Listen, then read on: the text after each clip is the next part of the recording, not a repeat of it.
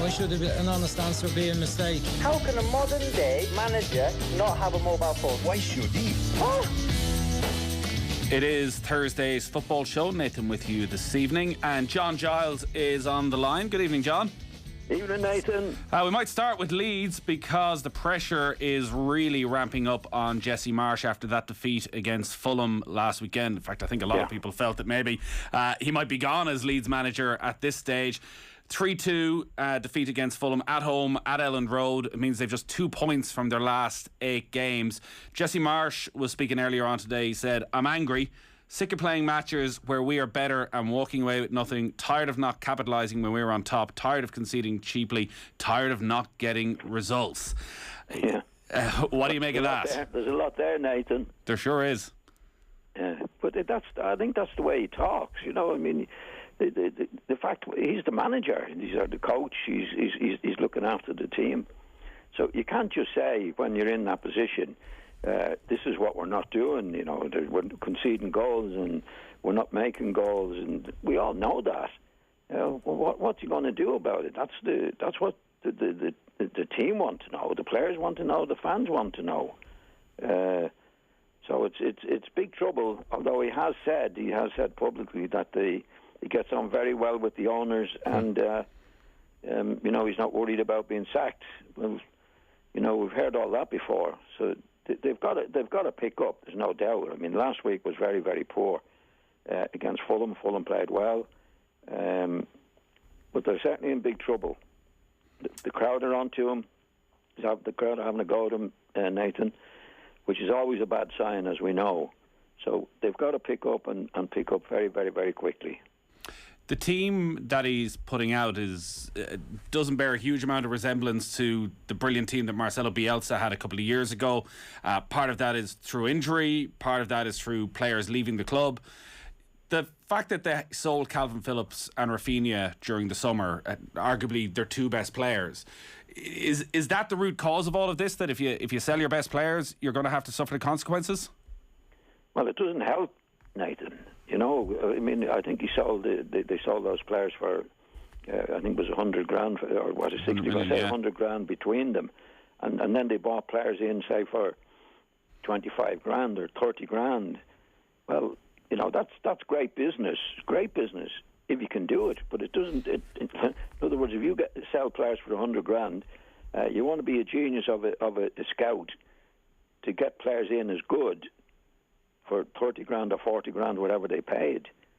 You know, it's very, very difficult to sell your best players and repeat what you've had the previous season.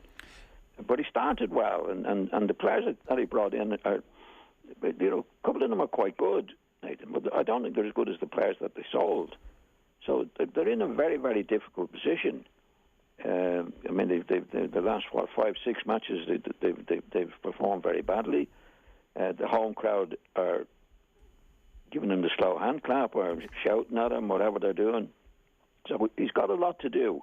There's no doubt about it. But some of the stuff he comes out with doesn't make sense. You know, this is what we have to do. This is what the players have to do. Well, we know that. But he's the manager. He's the ones that are responsible for what they're not doing. And he's got to fix it, and fix it very, very quickly. Would you have some sympathy from particularly around Calvin Phillips and the difficulty of replacing a player like that? Like, maybe he's proved he is irreplaceable because he was such an integral figure in that Leeds midfield for the success under Bielsa. You could always rely on him, no matter how attacking they were, and he was a big part of that. You always sort of knew he was there to shield the defence. That having somebody like that in a real high intensity system is key. And even though they signed the likes of Roca and Adams, it's going to take a little bit of time for those players to bed in. And while he signed players he knows from Salzburg and Leipzig, maybe it's time to just be patient with him and try and see, can he work his way through this? Well, I think they'll do that anyway, Nathan. You know, there's nothing else they can do except you know, sack him. And I think it would be unfair on him at this particular time. But he's got to get a grip of it now. I mean, this is 6-7 matches they've gone through. They've gone down into the relegation zone. So, you know, he's the manager. He's the coach. He's responsible for it. Now, he mightn't have been responsible for selling the players, but you know, he's the man now to do it. You know, I mean, I was not pleased with him a while ago. I might have mentioned it on this program, Nathan, where he was scathing of Bielsa. He said when he came into the club, he could tell by the players' eyes that they were tired and they were doing it. And I don't think that's right. I think any manager coming in to take over the club where the previous manager has been sacked, you don't have to mention him, Nathan. You just have to get on with the job yourself. But he was saying it in a way, well, you know, Bielsa, the players were tired and they were getting injuries from the training. Well, the fact was, in Bielsa's time, he was lauded for his training and the way he got players fit and going all the 90 minutes in the match. I know he didn't finish up too well for him, but they didn't back him when the players were injured. Bamford was injured for a long time. Players were out. I didn't see the directors backing him in getting players into the club. They sacked him, and he's in the job now, and he's got to get on with it himself. And he'd better do it quickly because the crowd are onto him, and once that starts, it's a very, very difficult situation to be in. They've 3 league games left between now and the break for the World Cup. 2 of them are away to Liverpool and Tottenham, so the fixture list isn't exactly straightforward. And they go to Anfield on Saturday night. Liverpool, feels like a similar conversation we're having every week. The last 2 games sum up their season, like a shock defeat at Nottingham Forest where they didn't look quite like they were at the pace of the game. There were sloppy mistakes. They were opened up very easily. And then last night in the Champions League against Ajax, where it feels like they're right back at it again. Like there's a real inconsistency that we haven't seen from Liverpool under Jurgen Klopp. No, when to be where they want to be and have been for the past few seasons, you can't have inconsistency, Nathan. It's consistency that it is demanded of you to be in the positions that you want to be in at the top of the league and where they have been for the last few years. But Forest, I must say, I was very surprised at them. They played exceptionally well, Nathan, and it's amazing too because the board or the owners gave them, despite the fact that they're in the position they're in, gave them a new 3-year contract. Now it can work both ways. I think it's obviously worked in their favour because maybe the players think, well, he's on his way out, but if he's given a 3-year contract, then he's there. You know, that happens, and I must say I was very surprised at their performance against Liverpool. They deserved to beat Liverpool. You know, Liverpool did miss chances. They had a lot of injuries as well. But there was a good spirited performance from Forest and deserved to win the match. There's no doubt about it. You know, they say Liverpool missed chances, but funny enough, Forest missed chances themselves. So I'd seen them a couple of weeks ago and I thought their certainty for relegation. But the performance they put up against Liverpool was really, really good. They deserve to win the match. But Liverpool, as you say, Nathan, they've been very inconsistent this season. They got a good result last night in the Champions League. But they did have injuries as well. But they did miss chances against Forest. Darwin Nunez came in during the summer for a huge transfer fee, had that very early red card, has been in and out of the side, but generally seems to be scoring goals and creating a lot of chances and causing a bit of havoc. He's always going to end up being compared to Erling Haaland, which is a comparison he's never going to come out of particularly favourably. What's been your sense of what he's added to Liverpool? Well, I haven't seen that much of him, Nathan. I've seen him, I think, in the early match against Fulham, and he looked very good. He's a big, strong fella, as we know. He's good in the air. He scored a good goal there last week. I think he'll come good. I think it does take a little bit of a while to settle down. He's got to get his discipline. I think he's a big, tough guy, and he has been sent off, as we've seen, nutting somebody. So he's got to get a grip of himself on that, and I'm sure Klopp will. But he looks... I think they paid a lot of money for him, but I seen him against Fulham early on, and he looked very, very good. And I saw him the next match, and he didn't look so good. But I think overall, I think he'll come good, Nathan. I think he'll get goals for them. This day last week, we were talking a lot about Cristiano Ronaldo, and news had come through about him refusing to come on, and he was going to be dropped from the squad for the game against Chelsea.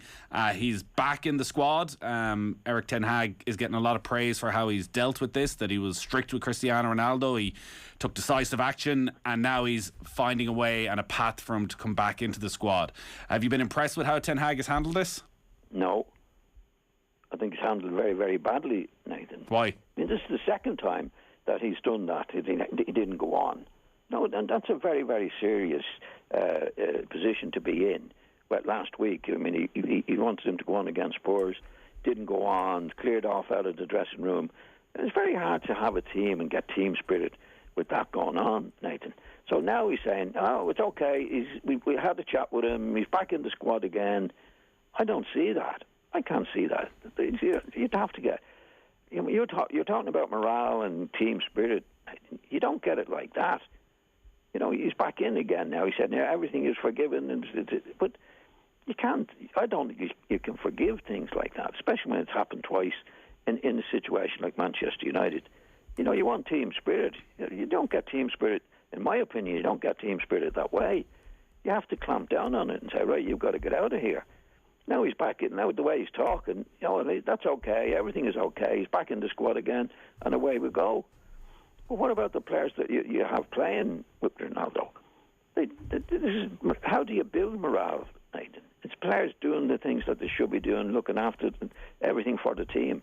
That hasn't been the case since the new manager's come in. I think Ronaldo's behaved very, very, very badly, but there's been no action taken against him.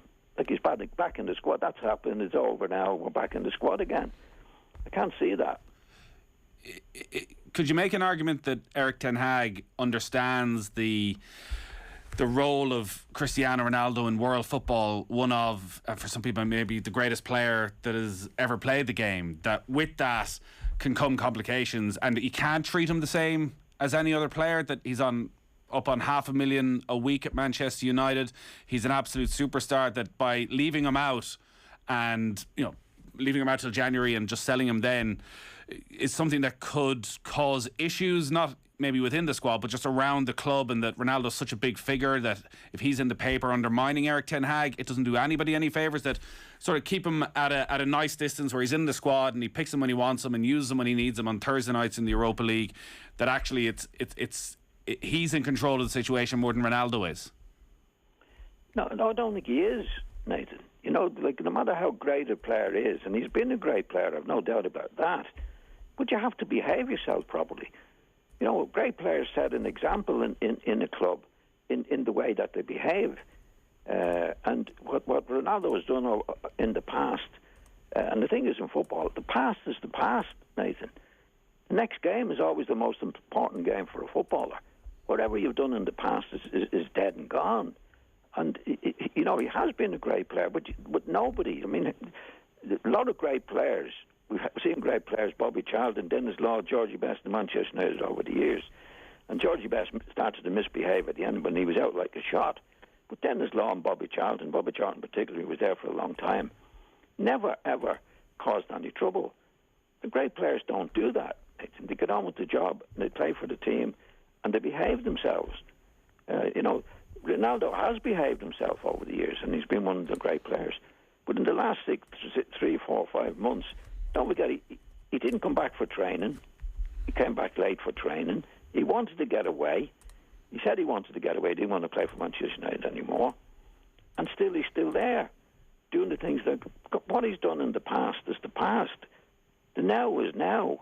And he should be doing things for Manchester United, not misbehaving the way he has done behaving. But if the manager puts up with it, then he's at fault, not Ronaldo. But a great player is a great player, Nathan. But you have to be a great player at the moment, in this particular time. Whatever you've done in the past is dead and gone. That's football. The most important match is the next match. And I don't think he's handled it well at all. I think at the start of the season, when Ronaldo said he didn't want to play for Manchester United, he wanted to transfer, I think he should have got him out then. It does feel as though Cristiano Ronaldo at 37 is struggling to come to terms that his his genius is maybe declining and his ability to impact games is starting to decline. Have you been around players like that who struggle in those last couple of years to accept that they're not the first name on the team sheet anymore? Yeah, it's happened in the past in many occasions, Nathan. You know, there have been great players in the past that get to the stage where, you know, they're not great anymore. You know, I had an example of it really at Leeds. We had a great player called Bobby Collins. I think he was a great player. He was a great Celtic player. He came to Everton, and Don Revie bought him when he was 32. And he got a bad injury at Leeds, and he was getting on a bit, right? And Bobby never accepted that he was past his best, because he was one of the great players. But Don Revie let him go. He got him out of the club. And Bobby didn't like it, but he was a great player. But it happens with great players. A lot of players don't see it. You know, Nathan, they're past the best. They don't see it. Like in Ronaldo's case, Ronaldo's is still a very, very good player. He's not what he was. But you have to behave yourself. You have to be part of the team. You can't say at the start of the season, I don't want to play for you anymore. I want to transfer. I want to get out of here. And then early on in the season, he leaves the dressing room before the match is over and refuses to go on against Spurs last week. You know, great players really don't behave that way, in my opinion. If you look at Messi's a great player. You never see him misbehaving in any way. You have to be doing it on the pitch. You have to be doing it for the team. And if and when you can't do it anymore, that's football. That's what happens. It's a cruel game. It can be a cruel game. I wanted to ask you about Tottenham. I know you're a big fan of what Antonio Conte is doing. It's been another tough week for them, beaten at home for the first time this season by Newcastle at the weekend, and then obviously a lot of controversy last night at the end of that Champions League game against Sporting. The performance against Newcastle, like they're, for a home side, it feels like they're a very counter-attacking team and they're devastatingly brilliant at times. But like Newcastle, it feels, did a job on them. Do you expect more from Conte with the players he has when they're at home against a team like Newcastle? No, I don't. I think Newcastle were very, very good and have been very good, Nathan. I thought they deserved to win the match. They played extremely well. They've got good players in. He's got a good attitude. And Spurs, I didn't think Spurs played badly against them. They played okay, Spurs, but Newcastle were better. Newcastle deserved to win the match. And as far as Conte is concerned, I mean, my take on Conte is I think he's one of the best. His record is great. And I think he's done a hugely big job at Spurs with what he has, Nathan. You know, he hasn't spent a lot of money in what he's doing. He spent a few bob and he's improved them. He got them into the Champions League last year. It was, in my opinion, it was a bit of a miracle. He's still third in the Premiership at the moment. You know, I think he's done a fantastic job. And obviously he could do with better players, but he hasn't spent the amount of... Actually, I think Newcastle have probably spent a lot more money than Conte has. But I must say, Eddie Howe has done a terrific job with them. They played really well. They had a go at Spurs. They weren't sitting back. They deserved to win the match. But I didn't think Spurs were that bad. It's just that Newcastle on the day were definitely the better team. Did you see enough from Newcastle to suggest that they could maybe break into the top four this season? They could do, Nathan. I'd be surprised if they do. But the way they're going at the moment, they'll make a good effort at it. To be honest, I didn't expect them to be in the position they're in now when the season started. You know, he spent money, but a lot of players that he bought they were like really good pros and good players, and they defended really well. But I think they bought the lad up front looks a really good player. But the way they played, I mean, they took Spurs on. They weren't playing in a defensive way. And I'm just repeating myself now. I thought over the 90 minutes, they played very, very well and deserved to win it. Manchester City, we'll just touch on them. They're still 2 points behind Arsenal. We probably haven't spoken about Erling Haaland in a few weeks, so I'm not sure if there's much more to say. Your general thoughts on his performances over the last few weeks? Are you just as impressed as everybody else? Oh, yeah, definitely, Nathan. I mean, he scored 2 goals last week. I don't know, what does he score? 14, 15 goals, 16 goals? 17. 17. I mean, that's amazing. And like a lot of they haven't been goals that he scored that's been laid on a plate for him. No, a lot of them, some of them have, but obviously a lot of them he's done with his own abilities, getting on the ball. Big fella, very, very quick, well balanced. He's getting it in the air. I mean, his goal scoring record, not just now. I think before he came to City, his goal scoring record was fantastic. And he's only 22, Nathan. You know, I haven't seen many big fellas like. I think he's about 6'5", so well balanced and quick, and 2-footed. You know, he's got all the qualities to do what he's doing. So, you know, it's huge. His attitude is good. He's a team player. Like a big signing for City. There's no doubt about that. And if he keeps away from injuries, which is the only thing that will stop him, I think he will continue to score a lot of goals for them. And his attitude is great too. I mean, he plays for the team. He doesn't no messing about. Gets on with the job. Good attitude. Gets on with his fellow players. No, he's a top notcher. They might need to get you in, I think, to give Riyad Mahrez a few penalty taking lessons. He's not great. Good. I mean, for the amount of penalties they get and the players they have, I'm surprised that Pep is letting them even take the penalties now. You know, he's scored a few, but he's missed quite a few as well, as we know. And you know, with the players, the calibre of players they have. Well, I think Haaland will be. I think he was off. Was he off the other day? He couldn't take. Yeah. When he's on the pitch, he'll take them, I suspect. Yeah, I think when he's on the pitch, he'll be taking them, and he's well capable of doing it. All right, John. Great stuff as always. We'll talk to you next Thursday. Thanks, Nathan. John Giles with us every Thursday night here on Off the Ball. If you missed any of that, of course, you can listen back to the podcast. Just subscribe to the OTB football stream on the OTB Sports app. Football on Off the Ball. With Sky. Don't miss Leicester versus Man City this Saturday. Live on BT Sport. This is News Talk.